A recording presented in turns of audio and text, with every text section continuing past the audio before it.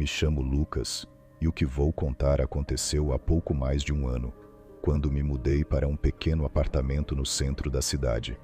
Não era o melhor dos lugares, mas o aluguel era barato e a localização perfeita para o meu trabalho. O edifício era antigo, com corredores estreitos e um leve cheiro de mofo, mas eu não me importei. Afinal, era só um lugar para dormir e tomar banho. Meu apartamento era o 309, localizado no terceiro andar. Havia poucos moradores no prédio, e o único vizinho que eu conheci no primeiro dia foi um senhor solitário que morava no 311. Parecia ser um daqueles velhos rabugentos que evitam contato e preferem ficar sozinhos. Já o 310, bom, ele estava vazio, ou pelo menos era o que diziam. Na minha primeira noite lá, enquanto organizava as caixas, ouvi passos no corredor, pisadas lentas, arrastadas. O som parou bem na frente da minha porta. Achei que talvez fosse o senhor do 311, então fui até o olho mágico. Nada. O corredor estava completamente vazio. Dei de ombros e voltei a organizar minhas coisas. Era um prédio velho. Talvez os encanamentos ou o piso de madeira rangendo tivessem causado o barulho. Mas algumas horas depois, já deitado na cama, ouvi algo diferente. Um som de arranhões. Não muito altos, mas constantes, vindos exatamente da parede ao lado da minha cama. A parede que separava meu quarto do apartamento vazio. Fiquei imóvel, prendendo a respiração. O barulho continuava, como se algo estivesse passando as unhas lentamente pela parede. Então, parou abruptamente. Silêncio. E segundos depois, 3 batidas secas e espaçadas. Meu coração começou a bater mais rápido. Dei um pulo e acendi todas as luzes. Olhei pela janela, chequei a porta. Nada. Talvez fosse só o vizinho mexendo em algo. Mas então lembrei. O 310 estava desocupado. Dormi com a luz acesa naquela noite. Na manhã seguinte, enquanto pegava as correspondências, comentei com o zelador sobre os barulhos. Ele me olhou com uma expressão estranha antes de dizer: o 310 está vazio há anos. Ninguém mora lá. Eu ri nervoso, tentando quebrar a tensão. Deve ter sido coisa da minha cabeça, mas, tem certeza?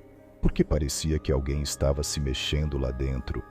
O homem apenas suspirou e se afastou, resmungando algo que não consegui entender. Tentei esquecer aquilo e segui com a minha rotina.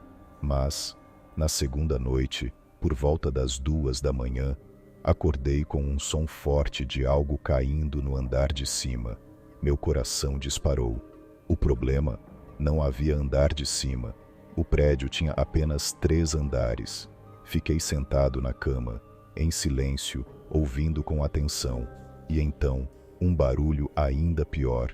Toques na minha porta. Se fosse o zelador ou algum vizinho, por que estariam batendo àquela hora? Levantei devagar e fui até o olho mágico. E o que vi fez o meu sangue gelar. Do outro lado, uma figura escura e imóvel, com a cabeça levemente inclinada.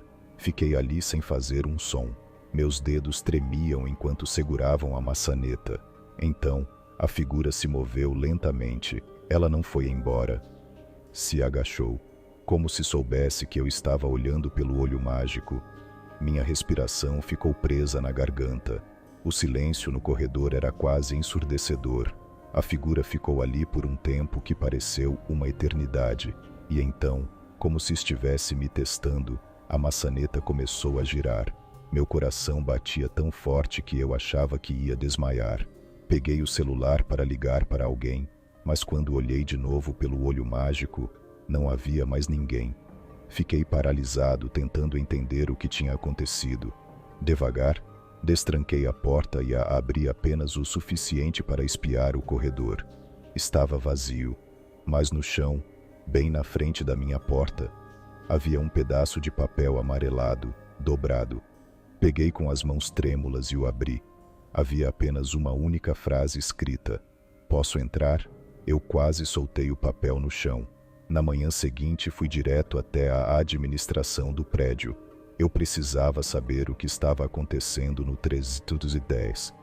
Depois de muita insistência, a síndica finalmente cedeu. O último inquilino do 310 se chamava Ricardo. Ele morava sozinho e foi encontrado morto no apartamento. Engoli em seco. E do que ele morreu? Ela hesitou antes de continuar.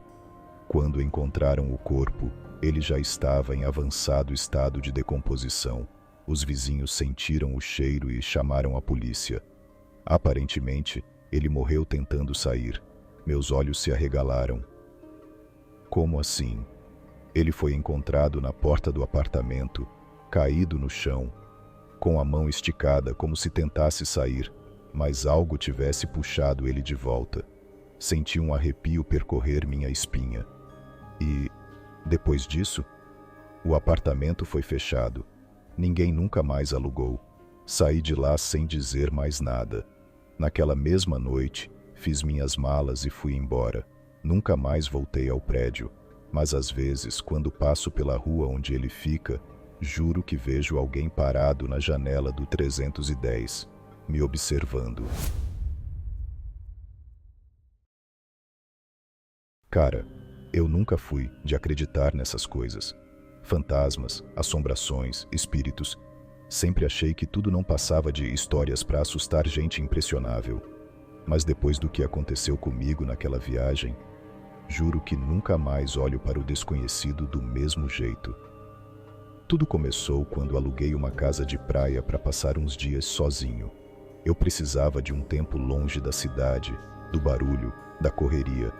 Queria um lugar tranquilo, onde eu pudesse apenas relaxar, ler um livro e dormir sem ouvir buzinas ou vizinhos brigando. A casa era perfeita, pequena, aconchegante com uma varanda de frente para o mar.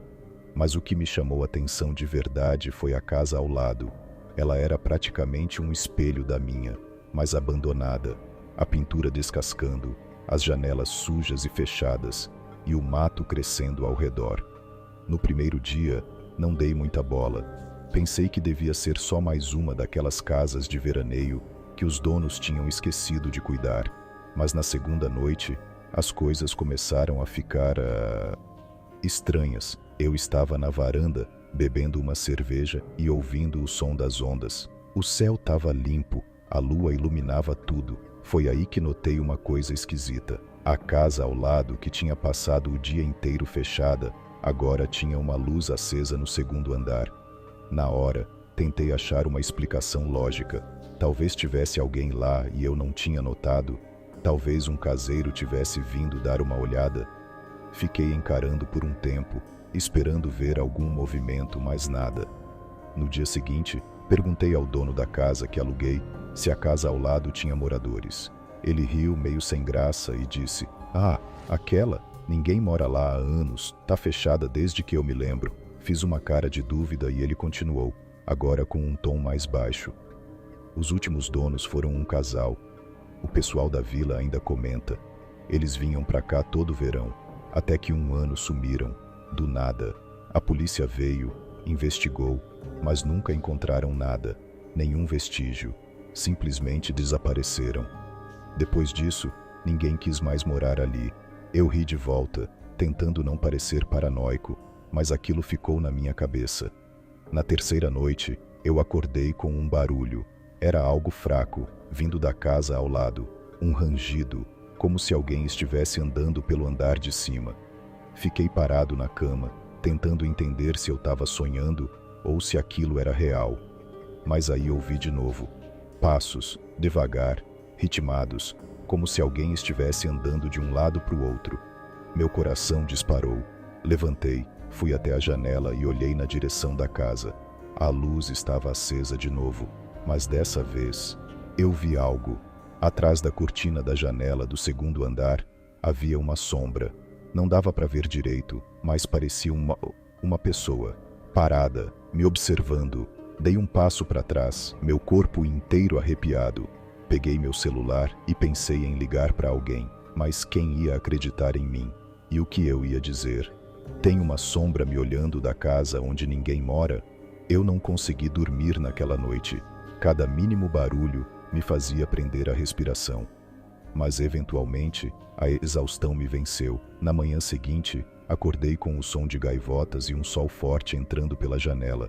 Fui direto para a varanda e olhei a casa ao lado. Todas as janelas estavam fechadas. Não tinha sombra, não tinha luz acesa. Era como se nada tivesse acontecido. Resolvi que não queria ficar ali mais tempo do que o necessário. Comecei a arrumar minhas coisas, decidido a sair antes do anoitecer. Mas antes de ir, fiz algo que até agora eu não sei se foi burrice ou coragem. Decidi dar uma olhada mais de perto naquela casa.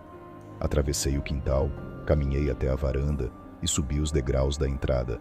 A porta estava trancada, claro, mas uma das janelas do térreo estava com o vidro quebrado, deixando uma fresta suficiente para eu espiar lá dentro. O interior era empoeirado, cheio de móveis cobertos por lençóis. Tudo parecia abandonado há décadas, mas no chão da sala havia pegadas na poeira, e não eram pegadas antigas. Elas começavam ali, bem no centro da sala, e seguiam até a escada que levava para o segundo andar. Não precisei de mais nada. Virei as costas e saí de lá o mais rápido que pude. Nunca mais voltei naquela praia, nunca contei essa história para ninguém. Até agora. O que era aquilo? Alguém morando lá sem ninguém saber? Um invasor? Algo pior? Eu não sei. Mas toda vez que fecho os olhos e lembro daquela sombra atrás da cortina, me pergunto: será que ela ainda está lá? Eu nunca esqueci dessas noites. Eu tinha 12 anos na época. Isso foi lá pelo final dos anos 60, começo dos 70, aqui no Brasil.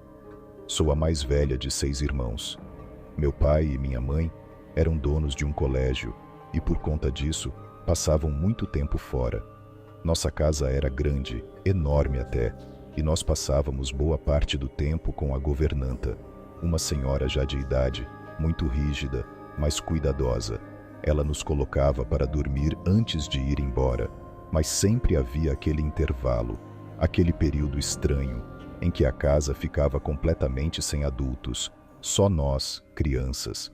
E foi nessa hora que as coisas começaram a acontecer.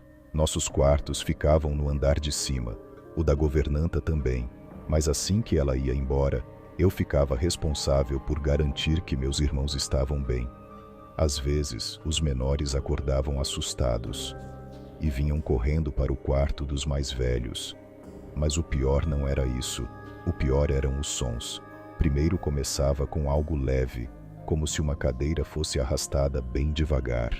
Depois, pratos quebrando, portas batendo, como se alguém estivesse lá embaixo, destruindo tudo. No começo, achávamos que eram nossos pais chegando, mas nunca eram eles. Eu me lembro da primeira vez que tentei descer para ver o que estava acontecendo. Meu coração batia tão forte que parecia ecoar no silêncio da casa. Peguei a vela que ficava na mesinha, desci degrau por degrau, e quando cheguei na cozinha, tudo estava exatamente igual. Nenhuma louça quebrada, nenhuma cadeira fora do lugar, nenhuma porta aberta. Mas o som ainda ecoava dentro da minha cabeça. Era impossível que eu tivesse imaginado aquilo. As noites seguintes foram ficando cada vez piores. Meus irmãos começaram a ter pesadelos. Um deles acordou gritando, dizendo que viu alguém parado no final do corredor. Só que não tinha ninguém ali, pelo menos, ninguém que eu conseguisse ver. Mas o pior foi uma noite em especial. Os barulhos começaram mais cedo. Dessa vez, parecia que alguém subia as escadas. Passos pesados, lentos. Eu prendi a respiração. Meu irmão mais novo agarrou meu braço e ficou chorando baixinho. O som parou, bem na porta do nosso quarto. E então, 3 batidas secas, precisas. Eu não tive coragem de abrir a porta. Fiquei ali, segurando a mão do meu irmão, rezando para aquilo ir embora. E depois de alguns segundos que pareceram horas, ouvimos os passos descendo novamente, só que não ouvimos a porta da casa abrir. Quando meus pais chegaram e encontraram todos nós acordados, Tremendo de medo, contamos tudo. Minha mãe ficou assustada, mas meu pai tentou racionalizar. Disse que deviam ser ratos, ou o barulho do vento. Mas não havia vento naquela noite, e definitivamente não eram ratos batendo na porta do nosso quarto. Vivemos naquela casa por mais alguns anos, mas aqueles sons, aquelas noites, nunca pararam, e até hoje, quando fecho os olhos, eu ainda consigo ouvir as batidas na porta, como se estivessem esperando que eu tivesse coragem de abrir, mas eu nunca tive. Eu nunca quis contar essa história, mas algumas coisas a gente carrega sozinho por tanto tempo que chega uma hora que precisa falar. Talvez assim eu consiga esquecer. Talvez. Isso aconteceu há muito tempo, mas até hoje eu me pergunto: será que aquilo foi real? Ou será que a casa brincou com a nossa mente? Era janeiro de 1974. Meu pai encontrou uma casa no bairro Capão da Imbuia, em Curitiba. Grande, espaçosa, um bom preço. Era tudo o que precisávamos. A gente se mudou empolgado, sem imaginar que, em poucas semanas, estaríamos fugindo dali sem olhar para trás. Na primeira noite já senti algo estranho. O silêncio ali não era normal. Não era aquele silêncio tranquilo de um lugar novo. Era um silêncio pesado, como se a casa estivesse ouvindo, esperando. A primeira coisa esquisita aconteceu no terceiro dia. Eu estava na sala com minha mãe quando ouvimos um barulho forte. Uma pedra enorme atravessou a janela e caiu no chão, bem no meio da sala. Meu pai correu lá para fora, mas não tinha ninguém. Na noite seguinte, aconteceu de novo, e depois de novo. Pedras vinham de todas as direções, do teto, do quintal, até dentro de casa, como se surgissem do nada. A polícia veio, patrulhou a rua, ficou de vigia, mas nada. Nenhum vizinho viu nada, nenhuma pista, só as pedras, mas as pedras eram só o começo. Naquela mesma semana, minha mãe começou a reclamar que sentia alguém passando por trás dela na cozinha. Toda vez que ela lavava a louça, tinha a sensação de que alguém estava parado na porta, observando. Mas quando ela se virava, não havia nada. Meu quarto ficava no final do corredor. No começo parecia um quarto normal, até que as noites ficaram estranhas. Às vezes eu acordava de madrugada e sentia que tinha alguém ali. O ar ficava pesado, frio. A escuridão do canto do quarto parecia mais escura do que o normal. Uma noite acordei com um barulho, um arranhado leve, vindo do guarda-roupa. Primeiro, achei que era um rato, mas o som era diferente. Era como unhas deslizando na madeira, indo e voltando, devagar. O pior foi quando vi a porta do guarda-roupa balançar, só um pouco, quase imperceptível, mas eu vi. Eu fiquei imóvel, prendi a respiração. O quarto estava escuro, mas a luz da rua iluminava um pouco a fresta da porta. Foi quando eu vi algo, uma sombra, baixa, pequena, como se algo estivesse agachado lá dentro, me observando por aquela fresta mínima. Eu pisquei, e não estava mais lá. Na manhã seguinte, tentei contar para minha mãe, mas ela já parecia perturbada com outras coisas. Disse que tinha ouvido alguém chamando o nome dela na noite anterior. Uma voz sussurrada, que vinha do quintal. Mas quando olhou pela janela, não tinha ninguém. Meu pai não acreditava. Até que, um dia, ele ouviu também. Chamaram o nome dele, do lado de fora da casa.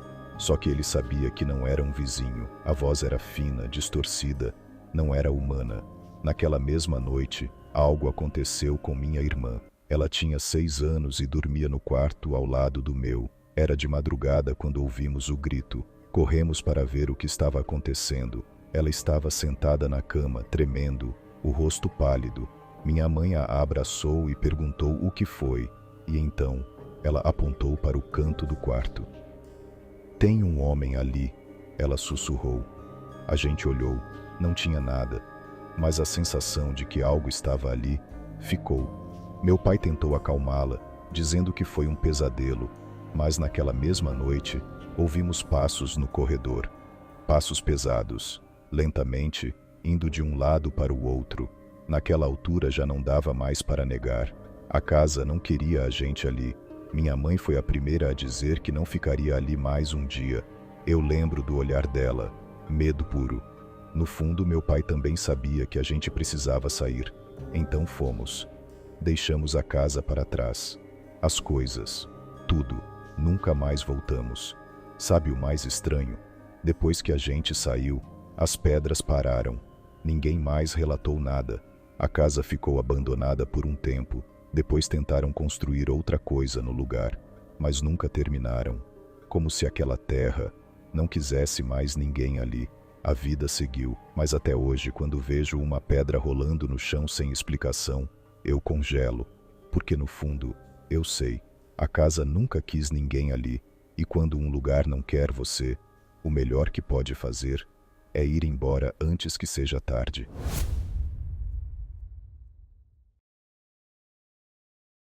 Eu nunca fui de acreditar nessas coisas, fantasmas, espíritos, presenças. Sempre achei que era coisa da cabeça das pessoas. Até que me mudei para o Copan. Morar no centro de São Paulo sempre foi um sonho. O Copan, com sua arquitetura imponente e sua história, parecia o lugar ideal. Um prédio icônico, sempre movimentado, cheio de vida, mas, como eu descobriria depois, também cheio de algo mais, algo invisível, mas presente. Logo nos primeiros dias, notei que o prédio tinha uma atmosfera estranha. Não era um sentimento constante, mas de vez em quando vinha aquele arrepio repentino. A sensação de que havia alguém parado atrás de mim, só que nunca havia. A primeira vez que aconteceu algo realmente estranho foi na garagem. Era tarde da noite e eu desci para buscar algo no carro. Enquanto caminhava pelos corredores silenciosos, ouvi passos atrás de mim. Não um ou dois, mas uma sequência ritmada, como se alguém estivesse me seguindo. Olhei rapidamente para trás. Nada. Acelerei o passo. Os passos atrás de mim também aceleraram. Meu coração disparou. Ao chegar perto do carro, senti um peso no peito, como se o ar tivesse ficado mais denso. Foi então que ouvi. Psiu. Baixo, quase um sussurro, mas perto, muito perto. Me virei bruscamente. O corredor estava vazio, mas a sensação de que alguém estava ali continuava. Corri para o elevador e apertei o botão repetidamente. Quando as portas finalmente abriram, entrei e apertei o botão do meu andar. O elevador subiu, mas parou abruptamente no 7º andar. As luzes piscaram. As portas se abriram devagar, revelando um corredor escuro. Fiquei imóvel. O elevador esperou alguns segundos, mas ninguém entrou. Só que, quando as portas começaram a fechar, vi um vulto parado na escuridão do corredor. Uma silhueta humana, sem rosto, sem expressão. E antes que as portas se fechassem completamente, ouvi de novo. Psiu! Aquela noite foi a pior de todas. Tentei dormir, mas acordei de madrugada com o barulho de passos no corredor. Levantei devagar e fui até a porta. Encostei o ouvido e prendi a respiração. Os passos eram lentos, pesados, como se alguém estivesse indo de um lado para o outro, sem rumo. Segurei a maçaneta, sentindo meu coração batendo na garganta. Foi quando ouvi algo que me congelou no lugar. 3 batidas na porta, secas, precisas. Olhei pelo olho mágico. O corredor estava vazio. Ninguém ali. Mas eu sabia. Alguém estava. Nos dias seguintes, tentei ignorar o que tinha acontecido. Tentei seguir a rotina normalmente. Até que, conversando com um funcionário do prédio, mencionei sobre a garagem e o elevador. Ele me olhou sério e disse: "Você ouviu o psiu, né?" Arrepios subiram pelo meu corpo. Ele me contou que muitas pessoas já tinham relatado a mesma coisa. Alguém chamando baixinho, sempre na garagem, nos corredores, no elevador. Mas quando você olha, nunca tem ninguém. E o pior, aqueles que respondem o psiu dizem que depois começam a ver algo nos corredores. No dia seguinte, conversei com outros moradores Uma senhora me contou que todas as noites, à mesma hora, ouvia móveis sendo arrastados no apartamento de cima. Só que aquele apartamento estava vazio há meses. Outro morador falou sobre uma mulher de vestido branco que já foi vista várias vezes parada no corredor do 5º andar, sempre no mesmo lugar, sempre de costas. Quando alguém se aproxima, ela desaparece. Mas o relato que mais me assustou veio de um funcionário que trabalha na manutenção do Bloco E. Ele disse que certa vez foi até a casa das máquinas à noite. Ao entrar, sentiu um arrepio forte, como se alguém estivesse observando.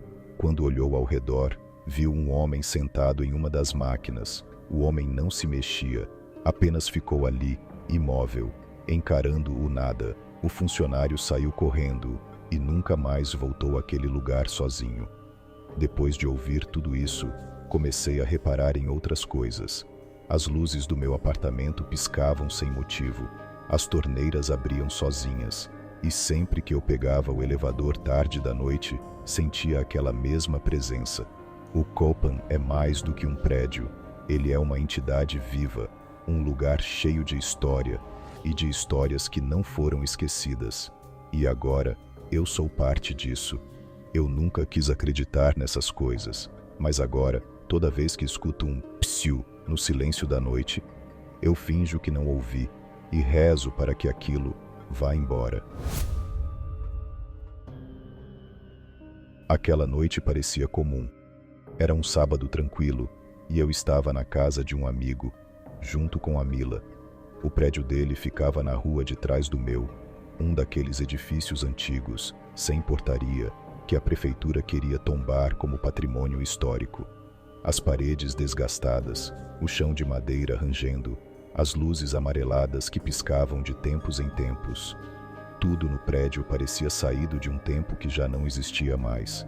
A gente estava animado, conversando e ouvindo música enquanto esperávamos a pizza que pedimos no iFood. Estávamos falando besteira, rindo alto. A noite seguia leve, confortável. Quando a pizza chegou, eu e meu amigo descemos para buscá-la.